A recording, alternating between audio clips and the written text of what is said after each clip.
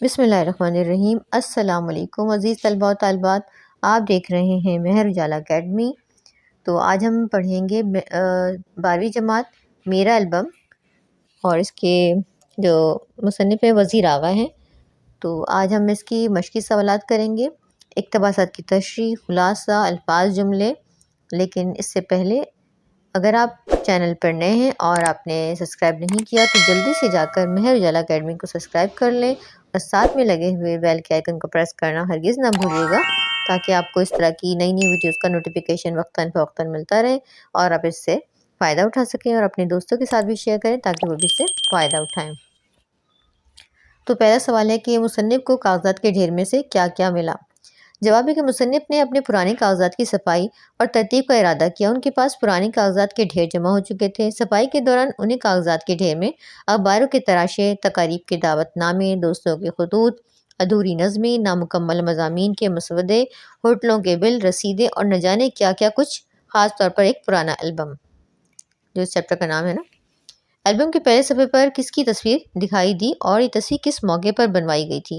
تو جواب ہے کہ البم کے پہلے صفحے پر مصنف کو اپنی ایک پرانی تصویر دکھائی دی جو انہوں نے تقریباً 40 سال پہلے MA کی سند ملنے کے بعد انارکلی کے ایک فوٹوگرافر سے بنوائی تھی۔ میں کہ والدہ کی تصویر دیکھ کر مصنف نے کن تاثرات کا اظہار کیا ہے؟ جواب ہے کہ مصنف کی والدہ کا انتقال ہو چکا تھا۔ مصنف نے اپنے ہاتھوں سے کھینچی ہوئی ان کی والدہ کی وہ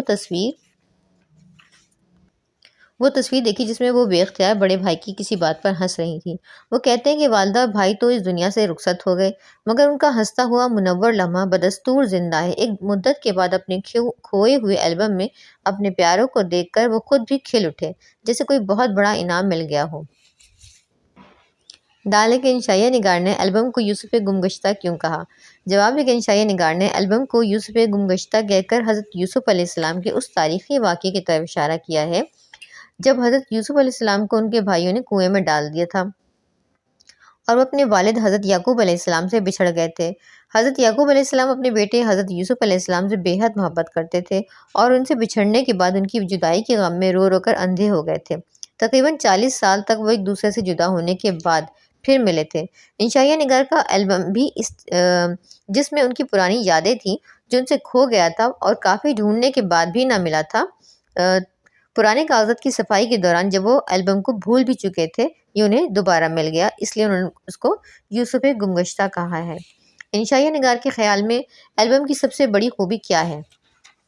تو جواب ہے اس کا کہ انشائیہ نگار کے خیال میں البم کی سب سے بڑی خوبی یہ ہے کہ وہ اپنے دامن میں زندہ اور متحرک لمحوں کی خوبصورت یادوں کو محفوظ رکھتا ہے۔ انشائیہ نگار کہتے ہیں کہ تصویروں کو دیکھ کر احساس ہوتا ہے کہ ان پرانی یادوں کو اپنی ماضی کے یادگار لمحوں کا انسان اپنی ماضی کی یاد تازہ کر کے اور گزرے وقت کی ایک جھلک دیکھ کر لوٹ آتا ہے۔ انشائیہ نگار کو اپنے پرانے البم کی تصاویر دیکھتے ہی ان سے جڑے خوبصورت یادگار لمحے سامنے آ جاتے ہیں۔ تصاویر کو دیکھ کر گزرے لمحات زندہ ہو جاتے ہوں، جیسے کچھ لمحے آسانی سے گرفت میں آ جاتے اور کچھ کو بہت یاد کرنا پڑتا۔ پھر ایک انسان اپنے ماضی کو اس قدر عزیز کیوں رکھتا ہے؟ انسان اپنے ماضی کو بہت ساری وجوہات کی وجہ سے یاد رکھتا ہے۔ انسان کے ماضی کے واقعات یادگار ہوتے ہیں۔ یہ جو خوشی یا غم کے واقعات ہوتے ہیں، یہ کسی بڑی خوشی یا کسی بڑے غم کا پیش خیمہ ہوتے ہیں اور ہمارے ذہن کے کسی گوشے میں ہوتے ہیں، اور ماضی میں ہمارے ساتھ کچھ ایسے واقعات بھی رونما ہوئے ہوتے ہیں جن کی وجہ سے ہمیں عزت اور وقار حاصل ہوتا ہے اور اس کی وجہ سے ہمیں شہرت ملی ہو، اور اسی طرح انسان کی زندگی میں اس کے کچھ پیارے، اس کے قریبی، دل کے بہت قریب لوگ جن کو یاد کر کے وہ پرسکون ہو جاتا ہے، اس لیے وہ اپنے ماضی کو اس قدر عزیز رکھتا ہے۔ پھر درج ذیل اقتباسات کی تشریح بحوالہ سیاق و سباق کیجیے۔ تو پہلا اقتباس ہے، یہ مہم ایک طرح کی سمندری موج ہے جو اپنی اولین یلغار میں سطح سمندر پر پھیلی ہوئی ان گنت بدنما سلوٹوں پر پانی تو پھیرتی ہیں، مگر جب اس کے بعد رکتی ہیں تو سمندر کی سطح پر پہلے سے بھی زیادہ سلوٹیں نمودار ہو جاتی ہیں۔ تو سیاق و سباق پہلے کہیں گے ہم کہ مصنف نے ایک دفعہ اپنے پرانے کاغذات کی صفائی اور ترتیب کا ارادہ کیا۔ مصنف کے پاس پرانے کاغذات کا ڈھیر تھا، ان سے نبرد آزما ہونے کے لیے صفائی اور ترتیب دینے کا ارادہ کیا۔ ابتدا میں تو صفائی کی مہم تیز تھی، مگر پھر بعد میں کمزور پڑنے لگی۔ اس ڈھیر سے جان چھڑانے اور ترتیب دینے کی کوشش میں کاغذات مزید پھیلتے گئے۔ اسی دوران ڈھیر میں سے مصنف کو اپنا کھویا ہوا پرانا البم ملا جو آج سے کئی برس پہلے گم ہو گیا تھا۔ بہت ڈھونڈنے کے باوجود انہیں نہیں مل سکا تھا۔ مصنف تصویروں کو دیکھتے جاتے ہیں اور پرانی یادوں میں کھوتے جاتے ہیں، ساتھ میں یاد کرتے جاتے ہیں کہ فلاں تصویر کب اور کیوں بنوائی تھی۔ ان میں سے بعض تصویریں ایسی بھی تھیں کہ مصنف کو بھی یاد نہیں تھا کہ کب اور کیوں بنوائی تھی۔ ہاں، البتہ ایک تصویر ایسی تھی کہ اسے دیکھتے ہی پورا دور مصنف کے سامنے آ گیا تھا۔ یہ تصویر ان کی والدہ اور بڑے بھائی کی تھی، جو اب اس دنیا میں نہیں تھے۔ انہوں نے وہ البم اپنی جیب میں رکھ لیا اور پھیلا ہوا کاغذوں کا ڈھیر چھوڑ دیا۔ تشریح ہے اس کی کہ انشائیہ نگار نے کاغذات کی صفائی کرنے کو ایک مہم قرار دیا ہے اور اسے سمندر میں اٹھنے والی لہر سے تشبیہ دی ہے۔ سمندر کی لہریں شروع میں بہت اونچی ہوتی ہیں اور تیزی سے آگے بڑھتی ہیں۔ یوں لگتا ہے کہ اپنی اولین یلغار میں سطح سمندر پر پھیلی ہوئی چھوٹی چھوٹی ان گنت لہروں کو مٹا کر سطح سمندر کو بالکل ہموار کر دیں گی، مگر جب رکتی ہیں تو سمندر کی سطح پر پہلے سے بھی زیادہ لہریں نمودار ہو جاتی ہیں۔ انشائیہ نگار کے اندر بھی جب کاغذات کی صفائی کرنے کی لہر اٹھی تھی تو پہلے ایسا لگ رہا تھا کہ وہ کاغذات میں سے ردی نکال کر پھینک دیں گے اور بقیہ ترتیب وار رکھنے میں کامیاب ہو جائیں گے، لیکن سب اس کے مخالف ہوا۔ کاغذات کی بے ترتیبی کی وجہ سے ڈھیر اور بڑھ گیا۔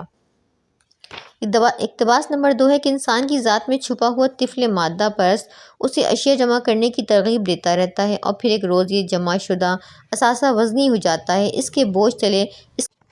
اس اقتباس کی تشریح ہے۔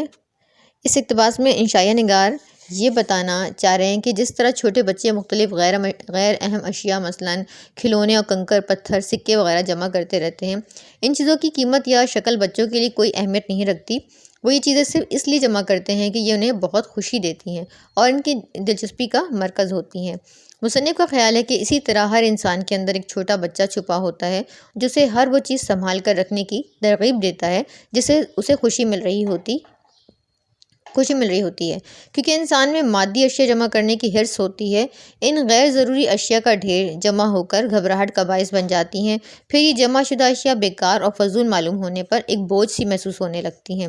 ان سب چیزوں سے گھبراہٹ ہونے لگتی ہے اور تب وہ چاہتا ہے کہ کیوں نہ ان اشیاء کو کسی کوڑے دان میں پھینک کر اپنی جان چھڑا لوں، لیکن جب وہ ان اشیاء کو اٹھا کر ردی کی ٹوکری میں پھینکنا چاہتا ہے تو جمع شدہ اثاثہ وزنی ہونے کی وجہ سے خود ہی ہانپنے لگتا ہے۔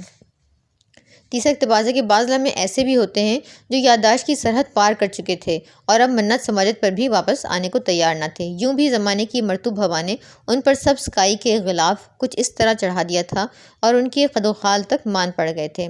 تشریح اس اقتباس میں مصنف کا کہنا ہے کہ بعض یادوں سے ہم جذباتی طور سے منسلک ہوتے ہیں، وہ ہمارے ذہنوں کے نہاں خانوں میں ہوتی ہے، لیکن بہت سی یادیں ایسی ہوتی ہیں کہ جن کو ہمارے ذہن نے وقت کے ساتھ دھندلا دیا ہوتا ہے اور وہ ہمارے ذہن سے محو ہو جاتی ہیں، مگر تھوڑا سا ذہن پر زور دینے سے کچھ یاد آ جاتا ہے۔ لیکن بہت سے واقعات ایسے ہوتے ہیں کہ وقت گزرنے کے ساتھ ساتھ ان کے نقش وان پڑ جاتے ہیں، ہمارے ذہنوں سے معدوم ہو جاتے ہیں۔ جس طرح مصنف کے البم میں لگی ہوئی کچھ پرانی تصویریں ایسی بھی تھیں اور اتنا زیادہ زمانہ بیت جانے کی وجہ سے وہ تصویریں بہت دھندلی بھی ہو چکی تھیں۔